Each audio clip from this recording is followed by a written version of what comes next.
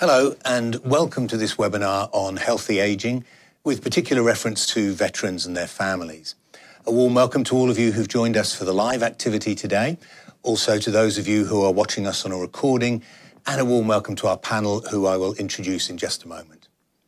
First, I'd like to acknowledge the traditional custodians of the lands across Australia upon which our panellists and our participants are located, and I'd like to pay our respects to their elders, past, present and future. There's an old joke that there are only two certainties in life, death and taxes. But I guess that for most of us, getting old is also a certainty. And the ageing process can present a whole range of challenges for us if we don't negotiate it properly. So the aim of the webinar today is to explore some of the issues associated with healthy ageing. And I hope that by the end, we'll all feel a little bit more confident in helping ourselves and our loved ones as we negotiate this next phase of our lives. My name's Mark Creamer. I'm a clinical psychologist in private practice and also a professor in the Department of Psychiatry at the University of Melbourne.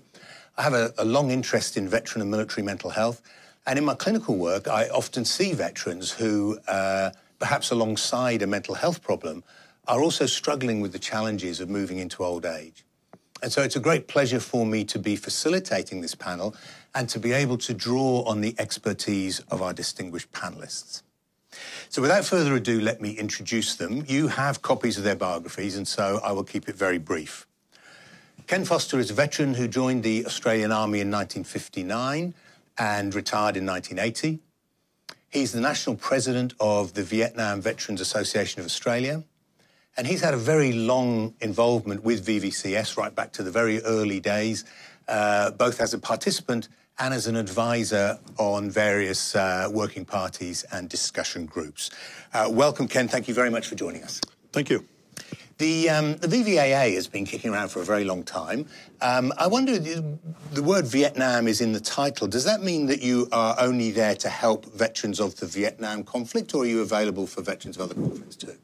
No, right from the very start, the association has opened its services to other veterans, and a classic example was the VVCS. Originally, it was set up by Vietnam veterans to service Vietnam veterans, but as we realised that the younger cohort needed support, we made it very clear that we were quite open to having them use the service and open the door, and that led to the change of name and the change of focus of the counselling service. Yeah, that's great.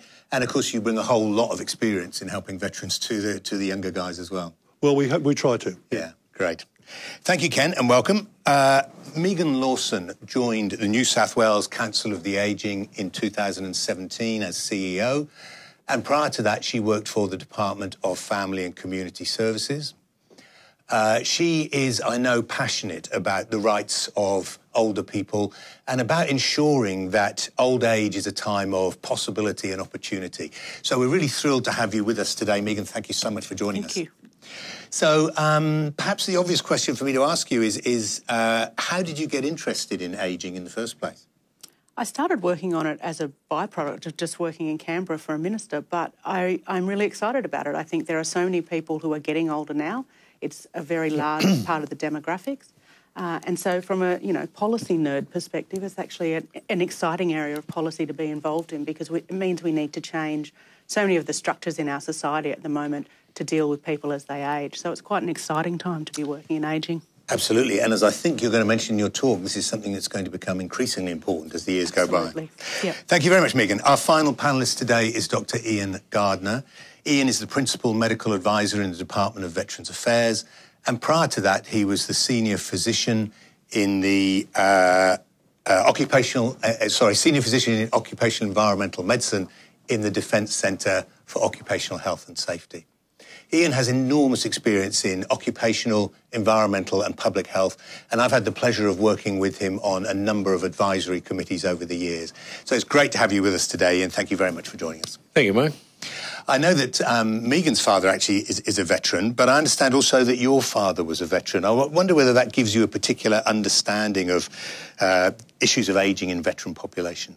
Yes, certainly, Mark. I saw that in response to the issues that confronted my dad as he got older. and in particular some of his service-accepted disabilities, which eventually took their toll on him. Also, my grandfather and my great-uncle were veterans. Grandfather lived to 97, which was good. So you've got a long military history, actually. Yes. Yeah. So not surprising, perhaps, that you went into the field in one way or another. Thank you very much, Ian, and welcome to all our panellists. Look, before we start, I just need to get through a tiny little bit of admin. If you've got any technical difficulties, there's a number there that'll come up on your screen in a second to call, 1-800-733-416. We're going to... the panellists are going to talk for the first half of the webinar, and the second half will be devoted to questions. Many of you have already sent in questions, so thank you very much for that. We'll get through as many as we can. But you can also submit comments or questions during the webinar as we go along. They'll come up on a little screen in front of me here, and we'll address again as many of those as we possibly can. We're recording the webinar, and it will be available shortly for you, and VVCS will send out the links on their various Facebook and Twitter and things like that. And before you log out at the end, we will be asking if you could possibly fill in a brief feedback survey. First, though, now I would like to ask the first of our panellists, Ken Foster, to talk a little bit about his unique perspective on healthy ageing. Over to you, Ken. Thank you, Mark. Healthy ageing was never a real consideration. Even ageing wasn't a consideration. 1963, I had major health problems with bowel tumours, even while I was still serving, recovered from that. But then in 1990, it came back as a more serious condition. And I just didn't have any expectation of living for any real length of time. It was only as time went by and I became more involved in things and I suddenly realised that I was ageing, I was surviving all of these medical conditions, and that I better start doing something about looking after myself rather than just carrying on day by day. Great. Do you want to take the first slide and perhaps just get into it from there? As you can see from this, that's a photograph of me in 1968 in Vietnam, and a current picture. So you can see that picture of current. If you can add another 20 kilos to that 4 or 5 years ago, you can understand that I was carrying a bit of extra weight and a few problems. I believe there are two distinct parts. There's the physical health, but there's also the mental health, and one feeds into the other. If we look after our physical health, it can help our mental health and vice versa. If we've got a positive attitude, it's good. Physical health, a little every day. I started my current exercise program by working on it with a pedometer that I got from the Men's Health Peer Education program. And I looked at that, and this little machine was telling me, this is what you should be doing, or this is what you are doing. And I upgraded that a little later to another device that not only told me how much energy I was using, monitored my heart rate and everything else. And about 4 years ago, that machine and I started to have a bit of a challenge of who was going to win. It was giving me goals, and I was saying I'm going to beat those goals. And I started off, I'd be walking maybe 10, 15 minutes a day. By the end of that first year, I was walking half, 3/4 of an hour a day, and I've been doing that ever since. And in that period of time, I dropped a bit over 20 kilos in weight and kept it off. Mental health, in 1990, after I'd had my second lot of medical problems, I got in touch with the Veterans Counselling Service, who I was aware of through the Vietnam Veterans Association, and started getting some support from them, and also a very good treating psychiatrist who was able to help me. And I used to say to him, I don't need to be here, I'm just here to dump on you and clear my mind of the problems and let you worry about that. But over a period of years, both those services, both the counselling service and the psychiatrist, have been able to keep me on a good mental health position. And rather than being anxious and depressed about my future, I could see day by day and year by year that I could still contribute and use. I use computer games as a way to keep the mind active with problem solving and so on. but everyone has their own way of dealing with this, and you've got to work out what's best for you. I read recently a very good saying that if you want to help yourself, find someone worse off than yourself and help them. And that struck with me because I've particularly going through things like chemotherapy and radiotherapy for various cancers and so on, I noticed that the mental attitude of the patients was a very major part of their recovery.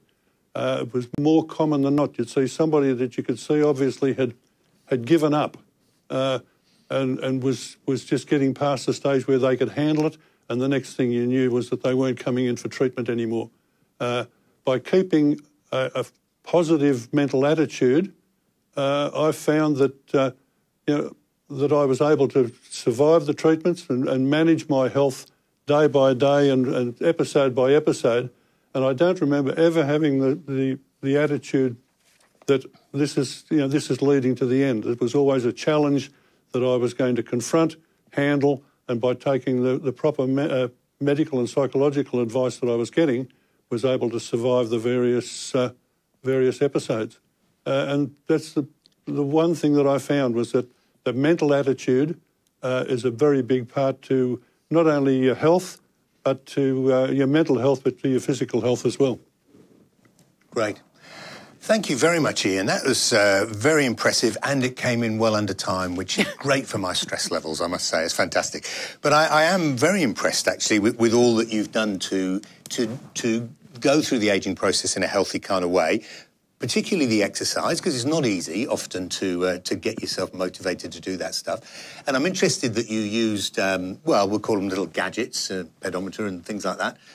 Do you think they help? They help to motivate you? And I like the idea of it setting goals and having a fight with it. I think they do. They definitely motivated me. Once I got the pedometer, that was the first stage, and then later on I upgraded to more technical devices. And I got to the stage now I just go to the doctors and I just hand over the device and say, well, that's what I've been doing. That's my heart rate for the last week. That's the amount of energy I've been using. That's the amount of steps that I've been taking in a day. Yesterday I did just over 9,300 odd steps in the day, about 7 kilometres. Walked for 3/4 of an hour with the wife. A good solid walk. But it keeps me on track. And it's very easy, and I find it very, very easy to say, oh, look, I'm too busy, or I've got other things to do, or I'm a bit sore today. But if I motivate myself and get a little bit of a push along, I find that I always feel better at the end of an exercise session than what I did before it. Absolutely. It's getting started that's often tricky, isn't it? And just convincing yourself that you've got to, it's a benefit to do it. And I used to always use the excuse that, oh, no, I'm too busy. Yeah. But now I take an hour a day at least to do that. I do stretching exercises morning and night. I do, all sorts of little things like that are very quick and easy, but try and work on that at least 3/4 of an hour walk a day. Yeah, very impressive. And you touched on something that we might perhaps come back to, which was that you have a walk with your wife, which is probably a good thing in terms of quality. I won't go into the details, but quality time together is very important for our relationships. Thank you very much indeed, Ken. That was fantastic and very, very useful. Our next speaker is Megan Lawson to give us some idea perhaps of the latest thinking and best practice in healthy ageing. Over to you, Megan. Thank you. Thank you very much. I just did want to say that I was really pleased to be asked to be here today. My dad is a vet, as we mentioned earlier, so is my grandfather and my grandmother. I had to have Dad go through his old photos to find those so that I could share them with you today. But I'm really pleased I've got them now. So thanks for having me. COTA, Council on the Ageing, is the peak organisation in Australia for people over 50. I'm based in New South Wales, the CEO of the New South Wales organisation.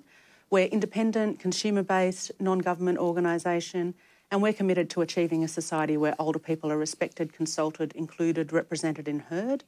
And as we were kind of discussing earlier, I think that's really important at the moment. There are so many older people in Australia. We are an ageing population. So it's really important that there is a voice for older people who work with older people. And I did have just a few of the figures to go through because I think it's really interesting. By 2031, more than a third of New South Wales will be 50 or over. So that's a lot of people. And it does mean that we need to kind of change the structures of our communities, but it also means some really physical things as people age and are less mobile, that we actually need to change the way, the communities that we live in look often.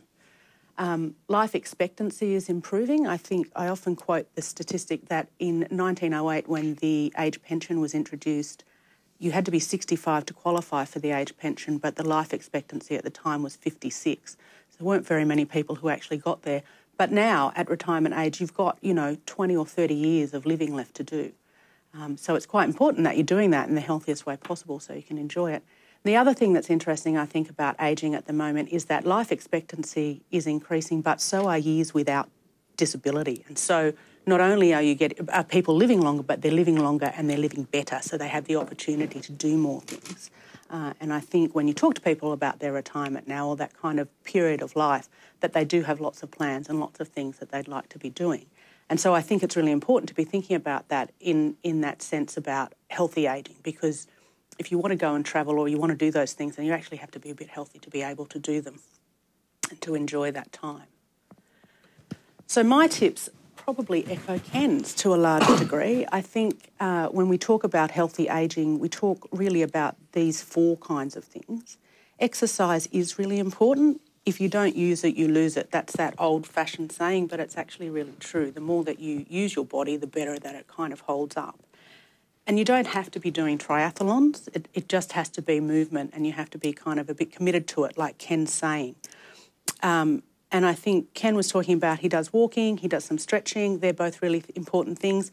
The other thing you might want to think about adding in, and that there's a lot of evidence for, is a bit of resistance training. And I'm not talking about, bench pressing 120 kilos or squatting 150, but doing a bit of resistance training is really important. As we get to 45, you start to actually lose muscle. It's just a natural part of the ageing process. But with resistance training, you can actually keep that muscle healthy. And it's really important, particularly as you get to that point where you're older and frailer, that muscle helps you stay upright and it helps stop people falling over and those kinds of things. So I would suggest that you might want to do a bit of resistance training. There are specific programs for older people. If you haven't been to the gym before, it can be a little bit daunting. And like I said, it doesn't have to be really heavy weights, but resistance training is actually a really important thing, along with the flexibility and the stretching work that Ken was talking about, to make sure that you keep standing upright. Eating well is also important. I think sometimes we get into habits where we start to consume treats like they're normal things. And I think particularly when people are retired, that it's kind of easy to get to wine o'clock and have a bit of cheese and wine or whatever it is in the afternoon. I think it's important to remember those things are treats, rather, occasional rather than full-time stuff. And I like to keep it really simple. I think, the evidence says eat fruit and veg. And if you're eating lots of fruit and veg, they say 5 serves of vegetables a day, 2 serves of fruit. If you're doing that, you probably don't have too much room for too much cake anyway. So if you can tick that off before you go to the cake, I think that's a pretty good way to live. And probably a couple of alcohol-free days a week. You don't have to abstain altogether if you like a drink, but if you can have a couple a week where you're not having too many drinks. The guidelines now say that for men and women, no more than 2 standard drinks a day, which doesn't seem like very much, particularly when you're having a good time, but that is what the guidelines say now. Ken has also covered a little bit already, but mental health is really important, and I think we talk much more about mental health now, and we're okay about talking about that now. I think that's a really good thing. If you're having some trouble, ask for some help. It's out there, it's easy to get, particularly through DVA, I think. So I would really encourage people to have a chat to your doctor, get the referral if you need it, or give the Vets Association a call and kind of get those contacts so that you can get that stuff sorted. And then the other thing I would say is there's a whole bunch of checkups that you should be doing regularly.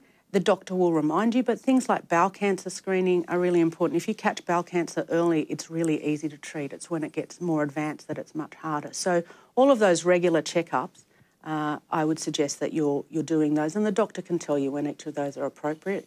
When you turn 50, you get your bowel cancer testing kit, which is a lovely gift from the government. But there's lots of kind of markers, and your GP will remind you about those as you go along and say you should be getting this one done now. And then the other thing I think we talk about a lot in terms of healthy ageing is being involved in your local, or being involved in your community, not necessarily your local community. Community can be lots of things, but being involved in your community is really important. We know that people who are engaged with their communities and with their friends and family actually live longer and they live better. And so the kind of three things that I'd talk about there, ageing in place is one of the kind of terminologies that we talk about. And that doesn't necessarily mean staying in the house that you've lived in all of your life with lots of stairs that's hard to get around as you get older, but it is talking about ageing in the community or the place that you know, where you've got friends, where you've got the GP that you've known for, you know, a number of years, and you've got access to the services that you feel comfortable using. Ageing in place is that kind of concept. It's kind of staying around the things that you know because you're going to be really connected into that community. I think it's really important to either develop new interests or kind of pick up the interests that you had when you were younger and you didn't work so hard, or, you know, get some new ones or whatever. But actually having interests and having things and doing things that you enjoy doing is important, not only because you enjoy doing the thing, but usually because it involves being with someone else and doing it with other people and kind of having common interests with people. So we would always encourage people to be kind of involved in doing things that they enjoy. You know, my dad really likes fishing. My mum is involved with a couple of different volunteering gardening groups and things like that. So finding the things that you enjoy doing and then doing them is kind of important as well. And I would also say volunteers live longer. And it's probably back to what Ken was saying before about being, you know, helping out someone who's worse off than you. That might be that kind of concept as well. But we do know that volunteers live longer than other people. And again, there's lots of different ways that you can volunteer. It's not all about helping out at the local op shop, which is one of the things that people used to do. There's lots of different opportunities to volunteer now. So I would encourage you to kind of find the one that speaks to you, that is the kind of thing that you're interested in doing, and then pursuing that and going out and doing that. And again, it's just that same theme as the rest of what I'm talking about here. It's just about being engaged and being involved with people. And kind of getting out of your house a bit and you know, getting involved with your community. So they're my hot tips. Thank you very much, Megan. That's very valuable indeed. Although, as you say, the messages are not really that complex, are they? No. If we kind of look after ourselves. No. I like your final point there about volunteering. I think it's very important. As you say, it fits exactly with what Ken was saying. Exactly. And my interest is in the trauma area, and we have quite a lot of evidence that helping people following trauma, pro-social behaviour, we call it, is associated with good recovery. So I think that's great. You talked about use it or lose it in terms of the physical side of things. What about the mental side? Does the same apply? Do we need to try and keep our brains active? Yeah, I think so. And I mean, I would say that's part of that engaging thing too, that it's that thing about actually being engaged with the community and kind of being engaged with life. And so, yes, I mean, lots of people talk about things like doing Sudoku and things like that, which is actually really good for your physical brain health. But, yeah, I think that thing about being engaged with life is a really important key. Yeah, absolutely. Good. Thank you very much indeed, Megan. Let's turn now to our final speaker, Dr. Ian Gardner, to talk a bit about healthy ageing from a DVA perspective. Over to you, Ian. Thank you, Mark. Well, good afternoon, ladies and gentlemen. Great to be here again. What I want to talk about briefly is the issue of healthy ageing, and in particular the fact that health is not just the absence of disease. As you probably know, World Health Organization has been pushing for many years the fact that health is really a holistic concept where you look at physical, mental and social factors all interacting to produce the optimal health outcomes for people living and working in their communities. And certainly in the DVA space, we have been taking a much more active role in recent times about what is healthy ageing. Even some of our contemporary veterans, who we used to call younger veterans, are now in their 60s and 70s. But on the other hand, we have large numbers of newer veterans coming through, including increasing numbers of women. And over time, that proportion will increase dramatically as our old and bold die off and or move out of the system. We currently have a model within DVA that looks at a healthy serviceman or woman while they're in the ADF, then hopefully a healthy transition, and then moving into a healthy veteran space. And we mustn't forget our war widows, because although we talk about veterans, war widows are another special group that we have responsibility for, and where they have been adversely affected in that their partner has died of a service-accepted disability, and so we have an obligation to continue to look after them even once that partner has passed on. Throughout Australia, veterans are roughly 2% of the Australian population, much lower than it is in some parts of the world, like the US, where it's well in excess of 6%. But even within Australia, our veterans are not uniformly distributed around Australia. And in some parts of Australia, of people over the age of 80, 1 in 7 may be DVA recipients or potential clients. I stress the word potential clients because we also have an issue in Australia with, and the numbers are somewhat in dispute, but maybe up to 300,000 additional people could be eligible for DVA services, but for whatever reason have never registered with DVA. And at the moment, or for the last 100 years, and this is our 101st year since DVA was established, the process by which a person becomes a client of DVA is through putting in a claim. We are actually moving to a new model which says from the day you join the ADF, we know who you are.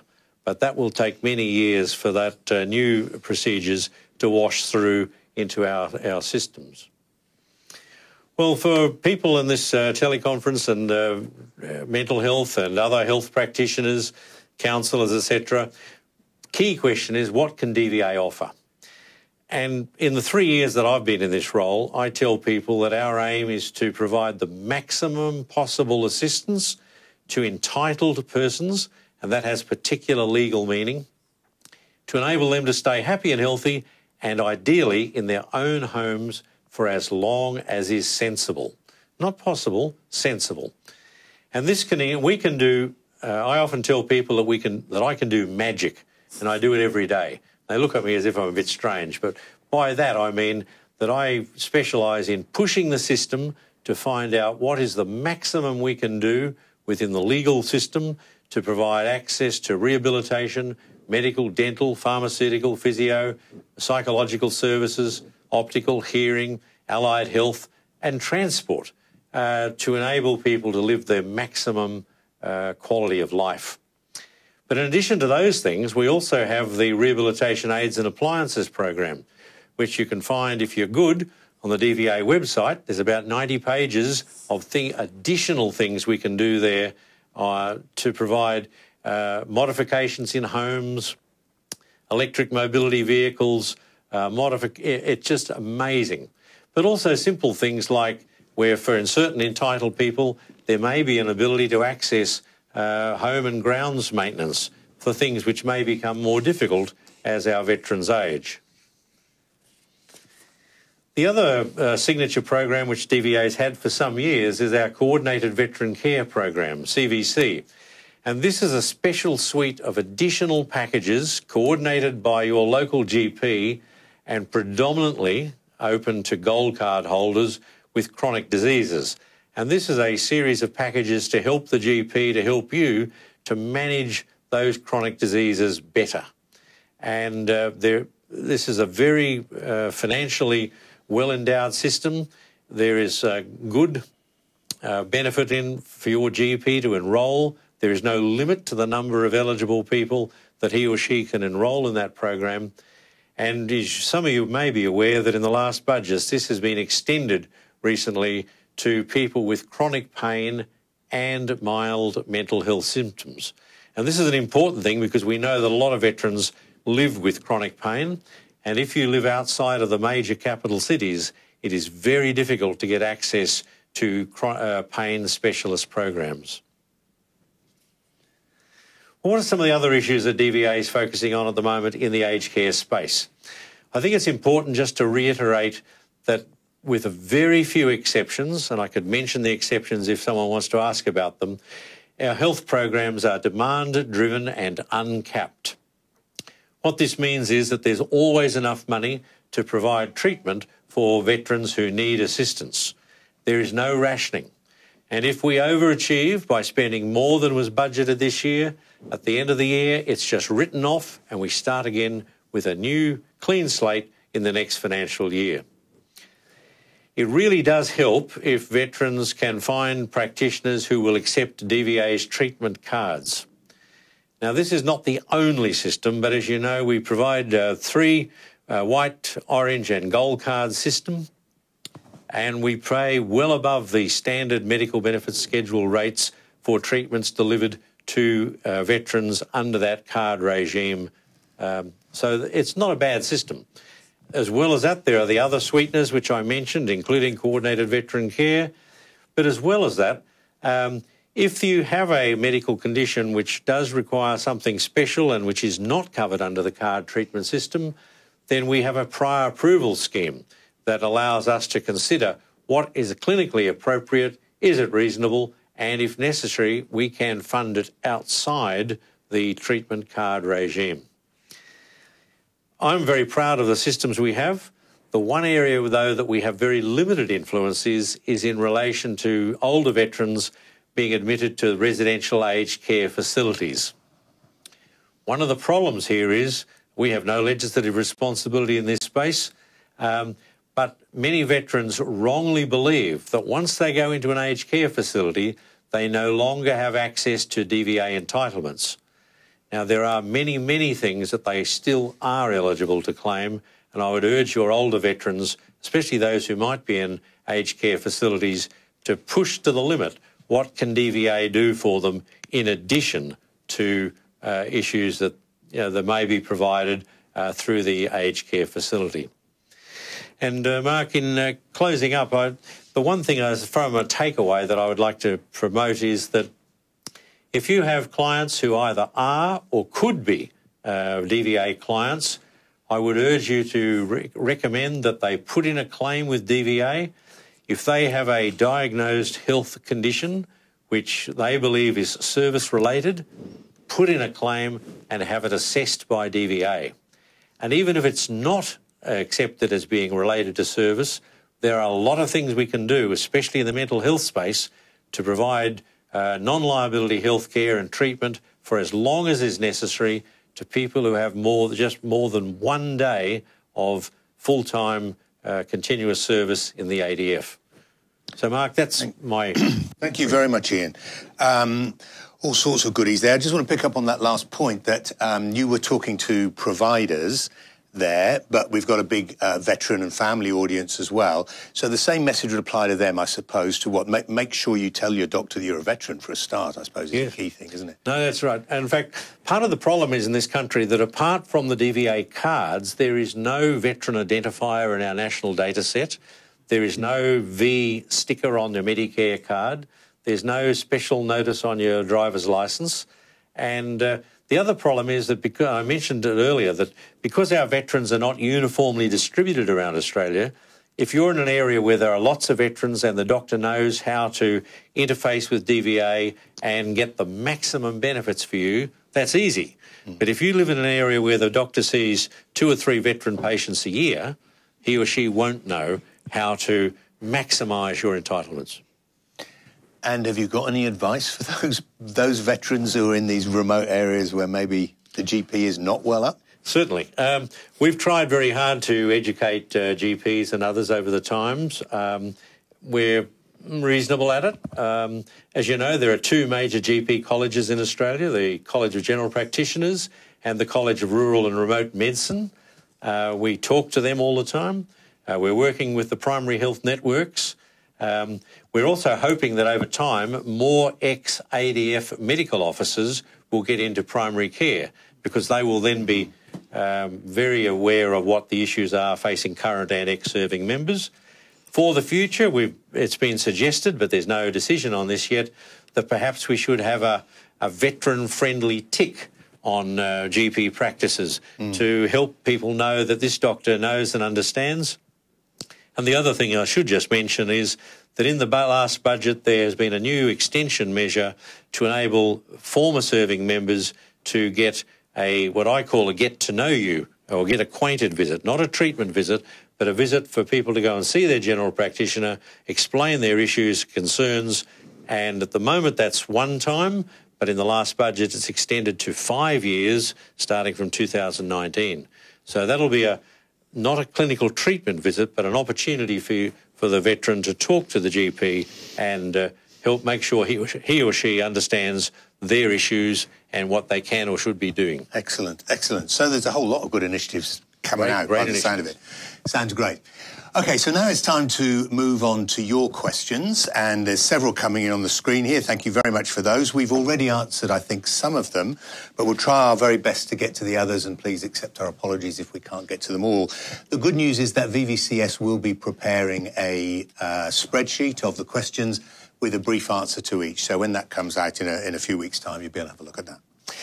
But to start with, I'd like to ask something that several people have raised with us in various kinds of forms, and that is about, we've talked a lot about how people can help themselves through the ageing process, but what about how best to help your loved one, how best to help your spouse or your mate, for example, as they're beginning to negotiate ageing? I'll throw it open to the whole panel, anyone, but have you got any thoughts, Ken, how you might help your mates going through the ageing process? We've found that a very good tool is through a lot of the Vietnam Veterans Association sub-branches that we have social events, barbecues, things like that, even our general meetings. We encourage the veterans to bring their wives along. The wives then get talking amongst themselves, and then they start to encourage the veterans. So-and-so's getting this sort of service. Why aren't you? You need this. Go and talk to somebody. And if the wives can go along and get an understanding of what's going on within the association, they get a feedback on the services and so on that are available. Absolutely. Yeah. So not only can they access information, but they're also engaged, which Megan was saying was so important in terms of... And we find at times, even after a veteran has passed on, that the widow will continue to come along to the meetings because their wives are full members as well, but they continue coming along because of that social contact, and they're always asking questions about, am I entitled to this? Can I get that? Can you help me? Because it's not necessarily an easy system to negotiate, is it? Megan, what about you? Any advice you'd be giving to partners or loved ones? Same kind of thing, I think I would say, is that, making sure that people stay engaged and making sure they get out or get involved with friends or still see people. I think, you've all heard those stories about people who die in their homes alone, and I often wonder at what point their friends stopped engaging with them. And I think, you don't want to force anyone to go out or to do anything, but to check in with people if you know they're not doing particularly well, or to invite them to come to something with you and say, I'm going out to do such and such, why don't you come with me? I think they're really important things. And I come back all the time to none of this is rocket science. It's actually quite simple.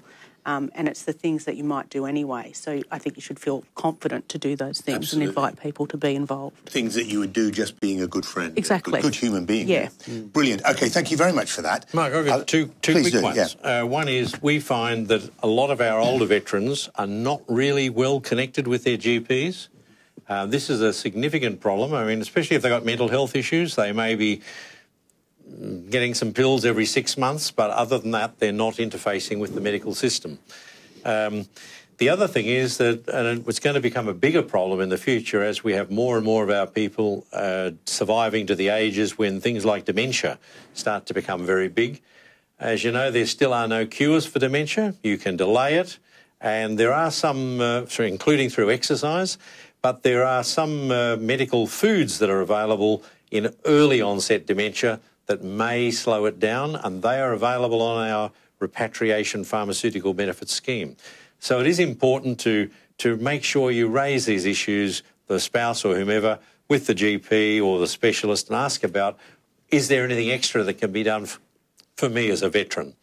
And the other thing is a lot of our veterans have chronic wounds, especially bed sores, diabetic ulcers and the like. And again, we have some special treatments there, not only fancy bandages, but trace element medical foods, including one called arginide, that can help older veterans to heal these chronic non-healing wounds. So there's a lot we can do. And interestingly, you've touched on a question that someone, Dave, has sent in about can we do anything to prevent dementia? And so we won't go into a complete review of the evidence, but there clearly are some things that... Including exercise, which Megan's talked about. Yeah. So that's kind of encouraging, isn't it? Several people have asked about mental health. So the kind of questions we're getting are, is mental health as much of an issue for the ageing veteran population as it does seem to be for our younger people? And can mental health problems emerge for the first time in the elderly? Perhaps I'll throw to you first, Megan, and then perhaps you, Ken. Look, I think it would be. I think mental illness and mental health issues are well distributed throughout the population. And I think given the kinds of experiences that people in the veteran population had, that it's highly likely that it's well distributed throughout that population. I am not a mental health expert. I do know that in some cases with dementia, for example, that there are particular mental health issues and they emerge later in life. But I'm probably not the best person to answer that question generally. Ken, you would see, I guess, a few mental health problems among your colleagues. Is it? Yeah, I have not only the Vietnam veterans, but there's a lot of the younger veterans that I'm dealing with through the advocacy side.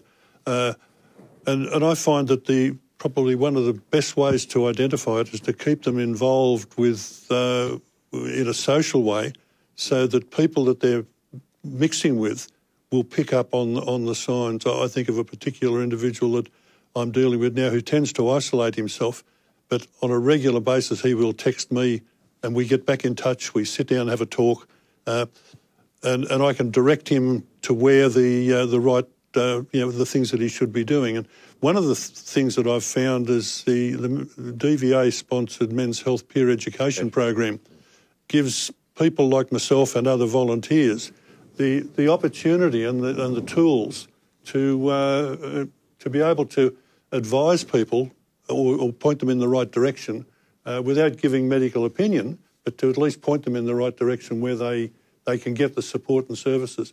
But if they're socially mixing with other people, those other people will pick up on the problem areas. Absolutely, and perhaps help them get some help. Yep. I guess is and what I'm saying. sometimes a veteran will only take advice from another veteran. Yeah, exactly. That's right. That's right.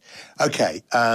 Did you want to add anything on mental health? I guess I suppose the important thing, I guess, that we would say is that treatment is there, and it does work. And so I would hate people to be thinking, oh, well, I'm so old now that treatment's not going to do me any good, and I've had these problems since Vietnam or whatever, and I'm now 65 or 70.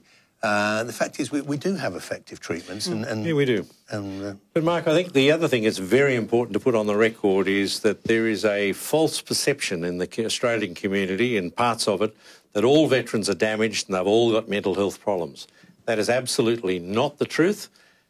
Yes, there are some people with significant problems, and we know from work that's been done in-house and through our research institutes and through the Australian Institute of Health and Welfare exactly which groups are more at risk.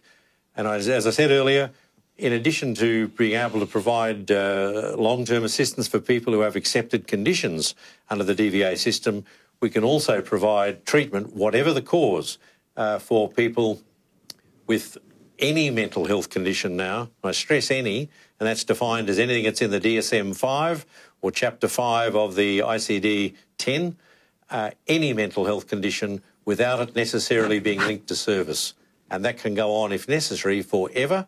Doesn't just include access to psychiatrists and psychologists, GPs. It can even include inpatient mental health care if necessary. And that's really important, isn't it? Because when someone's in a fragile mental state, it means they don't have to go through all that fighting to get their claim. Yeah. Separate from the claims process. Yeah. OK, very good, very good. Look, you've just been talking, Ian, but I want to take it back to you because we've got a cracker question here that I think we'd all like the answer to. That is, Bill from Victoria has asked about the My Health record and what are the implications of that for the elderly? Is it something that we should be supporting or something we should opt out of? Do you want to comment briefly? Sure. Thanks, Mark, for that politically loaded question. The department does not have a formal position on My Health record, but as a senior health practitioner, in principle, I think it's a great idea. especially for people who've moved around the country and whose records are fragmented, or if you have a serious unexpected illness or accident, then the ability to provide access to a reasonably up-to-date and comprehensive record could be in your absolute best interest. I understand that people are concerned about some of the privacy issues, and I further understand that the Health Minister, not DVA Minister, has agreed to act on those issues which have been raised by the AMA and other groups recently. So in principle, it's a great idea, but I still have not made up my mind exactly what I or my family will be doing in this space. Others, anyone else want to comment? Philosophically, it seems like a brilliant idea, doesn't it? Well, one of the benefits I see of it is, particularly with the older veterans, a lot of them are becoming the grey nomads. They're travelling all over the countryside. Now, if you're travelling interstate or around the country and you have a medical problem, you want that doctor that's treating you at the time to have quick access to your medical history and records, because you may not be carrying it with you, even just a list of the medications you're taking. So even though there are some concerns and reservations about the system, I think the benefits or the potential benefits are also very strong. I think it's a very good point, Ken. And I guess that if you are deciding to opt out of it, the very least you can do is make sure you're carrying some kind of personal record of, as you say, medications and things like that. And you can get them online from the National Prescribing Service, NPS, has a list where you can write down all of your medications. It's really important to have that list so that you know, whoever's treating you knows what medications you're already on, to make sure that they're not going to give you something which is contraindicated to something else that you're already taking. Excellent. So that stuff is there. Yeah. Just a comment to what Ken raised, and that was that many especially the older veterans, wrongly believe that DVA has a copy of their complete medical file. We don't, unless there's pieces to do with putting in a claim and getting an updated specialist assessment. But we don't have everything there. And so that's why, potentially having a external, accessible health record is, in theory, a great idea. OK, let's move on. We've got a few questions around this next theme, and it's a tricky one, a complex one. It doesn't only apply to the elderly, but I would like to discuss it in the context of the elderly, and that is really whether veterans are different to everybody else. Do they have different requirements when they're ageing? Do they experience different issues and challenges, and even do they require different services? And this is perhaps a contentious issue, but I'll chuck it open to Ken, perhaps. Do you think that veterans do have unique problems that others don't? I think they do. It's the only occupation that you put yourself into a position where you're offering your life, your health for a cause. A lot of the emergency services, they do great work, and I wouldn't take anything away from them. But none of them go into an occupation where they say to their boss, their supervisor, if you tell me to go out there and potentially be killed, I'm prepared to do it. So from that point of view, that has been shown to have an ongoing effect. One of the problems that comes from it, and I've suffered from this myself, I've been told, I don't admit it, but I've been told, is what they call survivor guilt. Why did I survive that military conflict when my mate didn't? Why did I survive that medical condition when my friends didn't? And I think it's recognised as a symptom of a mental health problem, and it's referred to as survivor guilt. And I see it with a lot of the younger veterans that they seem lost. Why am I now out in the cold, sort of thing? Yeah, they're not damaged. They may be damaged, but they're not. It's not their fault. It's something that has happened to them, something that's been an effect of their employment, and that should be recognised and serviced as a condition of that service that goes on for the rest of their life. Yeah. I'd like to just pick up on that, if I could, with a question from Patricia in New South Wales, who says, my husband has just turned 85 and he started to talk about his war experiences in Korea for the first time. He's never wanted to talk about it before. Is this unusual? And I wonder if anyone would like to comment, because I think my interest is in PTSD and post-traumatic stress, and we do hear sometimes about as people get older, this stuff kind of bubbling to the surface that perhaps they were able to contain it before, and as they get older. Mark, that's absolutely normal. Is it? I think Ken would, a lot of old, and even in my own family's case, my late grandfather in these late 90s started to talk, I won't say excessively, but some amazing things about the first war in Palestine and Lebanon and in Egypt that he'd never spoken about for 50 years. So this is quite common. I think the other thing, though, that is important is getting back to the question about do veterans age differently.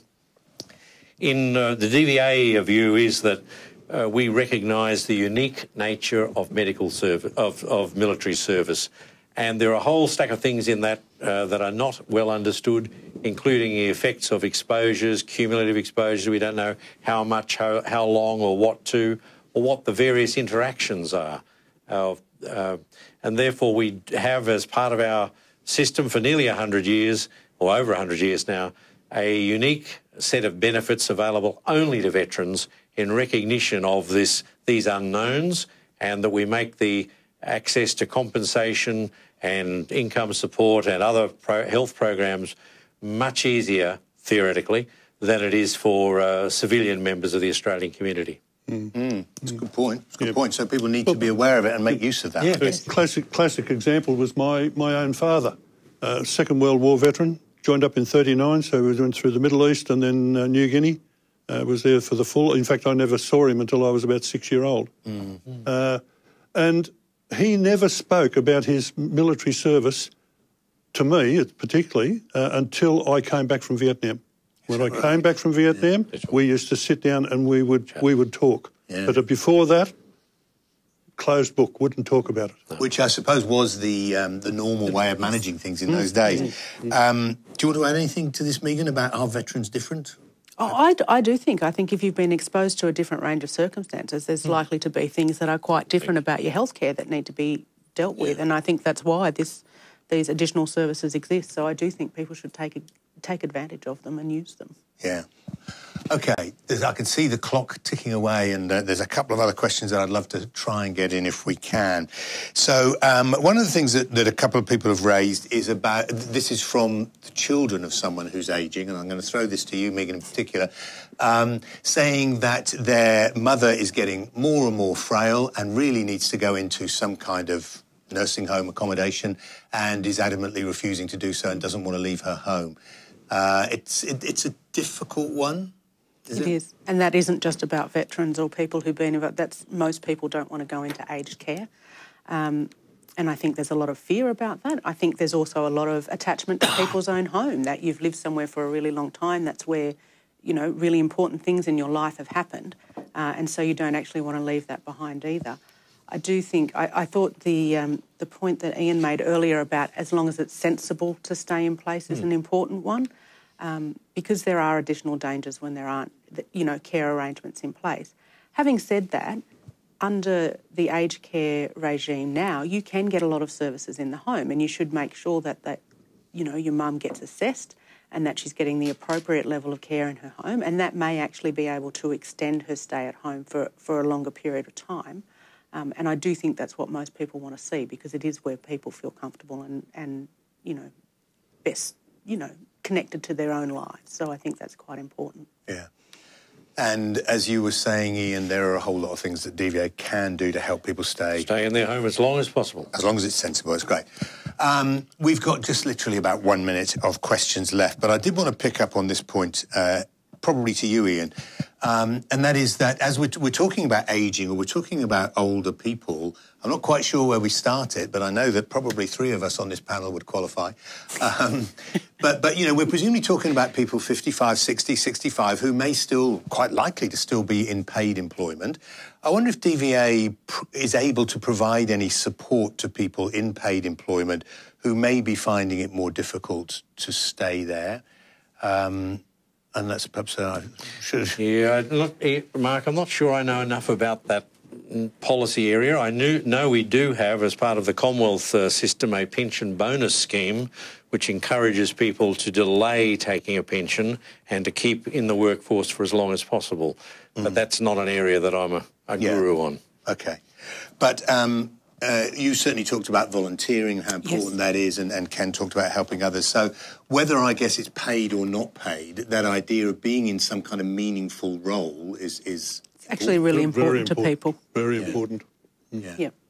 Okay. Mark, I should just quickly say, as part of our rehabilitation programs, rehab doesn't necessarily mean returning to paid work. And there are a whole stack of things that DVA can fund for eligible members as part of a rehab program, which can include unpaid work and a whole study and a whole range of other socially useful things. Good, good, excellent. And that's important to remember as well, isn't it? Unfortunately, time has run out, as it always does. But before we wrap up, I would like to just ask our panel members if they've got any key take-home messages that they'd like to leave you with, as it were, just a few key dot points. So we might start in the order that we did originally and perhaps turn to you, Ken. Is there any kind of key take-home messages you'd like to leave your veteran colleagues with? Probably the key bits that I feel help are to challenge yourself, whether it's physically or mentally, but set yourself some challenges, set yourself some goals. Don't be too hard on yourself. Be prepared to forgive yourself and have another go. But stay involved and stay positive. Positive mental attitude and positive health attitude are the greatest things that I've found that have helped me, and I'd recommend them to anybody. Yeah, great. A positive attitude. Yep. And I was going to say that the slides, I think, will be embedded in the recording or available separately. I think people could do a lot worse than using your set of slides as my guide to healthy ageing, really. That is pretty good. Megan, any take-home messages you'd like to leave people with? Yeah, my top 3, exercise. Remember that you lose it if you don't use it. Eat fruit and vegetables. They're really important. And be involved with your community. Get in there and stay, involved with people. That thing of engagement is so important, Absolutely. Isn't it? And it seems to me that's a big role that the ex-service organisations can potentially play, as you say, not only for veterans but also their partners and so on. Thank you. Ian, any take-home messages? Yes, Mark, my take-home message would be to encourage veterans and their carers to maximise their lawful entitlements that can be provided by DVA. Under the gold card system at the moment, the average spend per year is about $25,000 a year. That's average. But there are no limits to what we can do if it's clinically appropriate, and so we can do, and as I said before, every day we do magic to try and do the right thing for veterans. Yeah, and that's it's a pretty unusual system, isn't it, to be able to say that it's a bottomless bucket when it comes to helping veterans. This is a unique... I'm not aware of any other country in the world that has the same range of deliberately designed beneficial benefits that we have. Yeah. Yeah, it's very impressive. OK, so there's a whole lot of resources available to help you through the process of healthy ageing, and some of them are on your screen now. I would particularly draw your attention to the At Ease website, which I think is brilliant. Great for providers and for veterans and their families. So if your GP or your psychologist doesn't know about it, point it out to them. I love the Heart Health Programme. I think it's been going for ages, and I think it's great. And all our speakers have spoken about the importance of physical health in promoting good mental health. And I think it was Ken who talked about the peer education programme as well as being another great initiative. So there's a whole lot of help out there, a whole lot of resources available for people to get some help through this healthy ageing process. And if you keep an eye on the VVCS Facebook site and website and so on, you'll always find any new information that's available there. And there's also information about the peer support networks that are gradually springing up around the place. And again, I think that, as we've said many times, can be so important for healthy ageing. I would remind you all of the obvious, and that is that VVCS is there to help you. It's available for serving members, veterans and their families. The number is there. Don't hesitate to give people a call. Give VVCS a call. If you're struggling at all, you just need someone to talk to, you want some advice, give VVCS a ring. OK, I'd like to remind you all, if I could, to complete the online feedback evaluation before you log out. It's really important for us to get a feel for how you found this webinar. And as I say, we'll be emailing you a link to this webinar, a video of the webinar in the near future. So finally, thank you very much indeed to all of you for participating in the webinar today. I've been very pleased with the level of engagement from you as participants, and it's really good to see. I'd like to thank VVCS for organising the webinar, and of course I'd like to warmly thank our three panellists, Ken, Megan and Ian, for their expert opinion. So thanks again for participating, and enjoy the rest of your day. Goodbye.